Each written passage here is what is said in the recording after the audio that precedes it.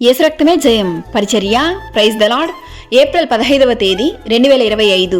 ఈరోజు దేవుని వాక్యము. కాబట్టి దేవునికి లోబడియుండుడి, అపవాదిని ఎదిరించుడి, అప్పుడు వాడు మీ యొద్ద నుండి పారిపోవును. యాకోబు 4వ అధ్యాయం 7వ వాక్యము. క్రీస్తునందు ప్రియులారా, దేవుని యొద్దకు రండి, అప్పుడు ఆయన మీ యొద్దకు వచ్చును. ప్రభువు దృష్టికి మిమ్మును మీరు తగ్గించుకొనుడి, అప్పుడు ఆయన మిమ్మును హెచ్చించును. మీరు మీ శత్రువులను చూచి భయపడకండి. దేవుని వాక్యం సెలవిస్తుంది, నీకు విరోధముగా రూపింపబడిన ఏ ఆయుధమును వర్ధిల్లదు అని. కాబట్టి మీ ధైర్యమును విడిచిపెట్టకుడి, దానికి ప్రతిఫలముగా గొప్ప బహుమానము కలుగును. శక్తిహీనులకు బలాభివృద్ధి కలుగజేయువాడు ఆయనే.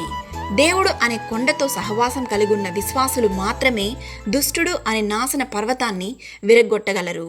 ప్రతిరోజు ప్రార్థన జీవితం కలిగి ఉన్నప్పుడే ఈ లోకంలో మనం దేన్నైనా జయించగలము. క్రీస్తునందు ప్రియులారా, ఈ వాక్యం వింటున్న మీరు ప్రార్థనలో నిలకడగా ఉండి దేవునితో సహవాసం కలిగి ఉండి అపవాదిని ఎదురించుడి. దేవుడు మిమ్మల్ని ఆశీర్వదించును, అప్పుడు అపవాది మీ యొద్ద నుండి పారిపోవును. ప్రభువైన యేసుక్రీస్తు కృప మనందరికీ తోడయుండును గాక. ఆమేన్. God bless you.